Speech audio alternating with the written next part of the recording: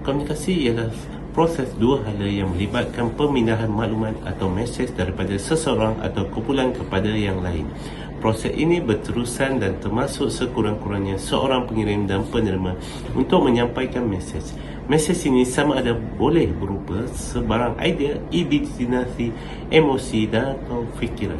Terdapat pelbagai cara komunikasi yang tersedia pada hari ini. Ini termasuk menggunakan email, chat, Facebook, WhatsApp, Google Meet dan sebagainya. Komunikasi yang berkesan menjadikan kerja lebih lancar dan mudah. Komunikasi telah menjadi sebahagian besar dalam kehidupan kita selama berabad-abad. Ia membolehkan kita berhubung dengan orang ramai dan berkongsi maklumat. Teknologi telah merevolusikan komunikasi, menjadikannya lebih mudah dan pantas berbanding sebelum ini. Di sini, kita akan membincangkan kelebihan dan kekurangan teknologi dalam komunikasi di dalam masyarakat. Teknologi membolehkan orang ramai berkomunikasi dalam jarak yang jauh. Ia seperti bahasa universal yang membolehkan kita berkomunikasi dengan orang dari seluruh dunia. Komunikasi menjadi lebih mudah apabila kita tidak perlu pergi ke mana-mana untuk bercakap dengan sesiapa sahaja. Dengan kemajuan teknologi, wayar dan kabel menjadi usang. Tiada lagi wayar atau kabel yang digunakan di tempat kerja yang sememangnya diingini oleh semua orang. Disebabkan ini, ramai orang akan memilih untuk menggunakan teknologi dalam komunikasi.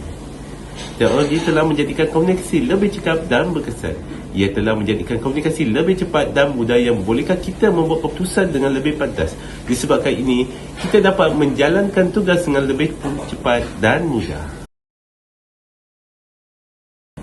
Teknologi telah mencipta cara baru untuk berkomunikasi dan ia sering dilakukan secara terbuka yang boleh menjadi masalah jika kita tidak membuat pemantauan dan mudah untuk orang yang tidak dikenali bersembunyi di sebalik email, media sosial dan telefon bimbit kerana ia tidak menunjukkan suara atau wajah. Teknologi telah menjadikan komunikasi sebagai proses yang pantas dan memberi tekanan kepada diri. Kita perlu sentiasa berhati-hati membaca setiap maklumat yang diterima dan menjawab email apabila ia masuk. Ia benar-benar menjejaskan keupayaan kita untuk berkomunikasi dengan berkesan. Apabila kita sentiasa menggunakan telefon bimbit dan komputer, kita tidak mampu untuk memberikan perhatian kepada orang di sekeliling. Itulah sebabnya menjadi semakin sukar untuk membuat komunikasi dengan orang lain. Komunikasi bukan lisan bermaksud menyampaikan maklumat tanpa menggunakan perkataan.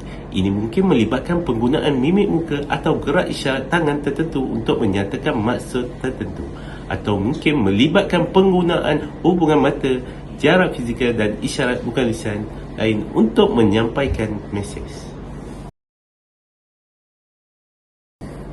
Terdapat 3 jenis komunikasi bukan lisan seperti di dalam skop kajian.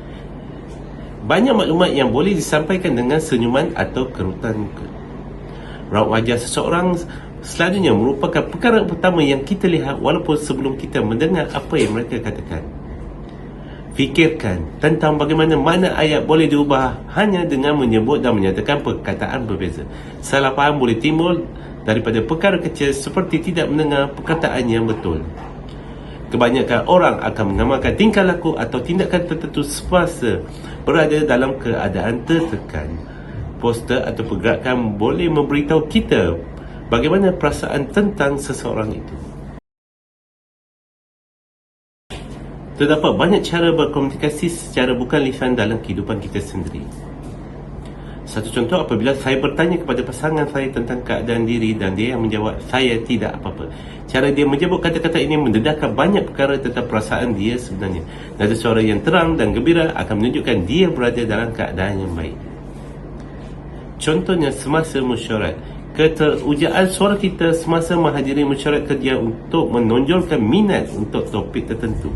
Kita juga boleh mengangkat tangan semasa mesyuarat untuk menunjukkan reaksi sama ada bersetuju ataupun ingin bertanyakan soalan tentang sesuatu topik. Contohnya, apabila pelancong bertanya tentang arah tempat ingin dikunjungi, kita menyebut pertanyaan dengan senyuman serta menggunakan tangan menunjukkan arah yang perlu dilalui. Kebanyakan daripada kita menghargai pentingnya komunikasi antara budaya. Namun beberapa halangan mungkin menghalang pengalaman berkomunikasi antara budaya. Mungkin kita berasa seolah-olah akan melakukan atau mengatakan perkara yang salah.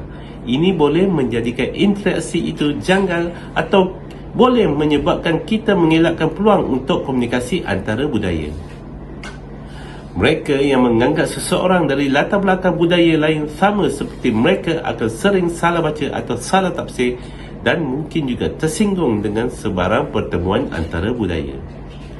Prejudis adalah sikap dan perasaan negatif terhadap seseorang individu semata-mata berdasarkan keahlian seseorang dalam kumpulan sosial tertentu seperti jantina, bangsa, etnik, kewarganegaraan, kelas sosial, agama, orientasi seksual, profesion dan banyak lagi.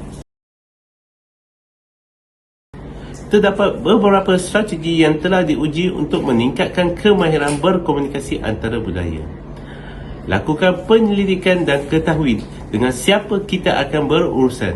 Lihat ke dalam norma budaya dan adat sosial di satu tempat. Sebagai contoh, jika kita hendak melancong ke China, kita kena lihat panduan tentang negara tersebut sebelum kita bertolak ke sana.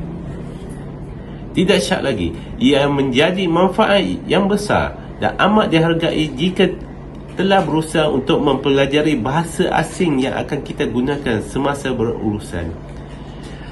Orang akan menghormati kita untuk itu dan ia boleh meningkatkan hubungan sesama kita.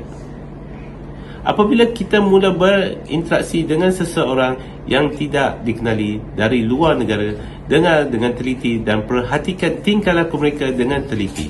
Beri perhatian khusus kepada cara mereka bertindak balas terhadap gaya komunikasi yang berbeza dan juga mencari persamaan dengan budaya kita sendiri. Sekian daripada saya. Terima kasih.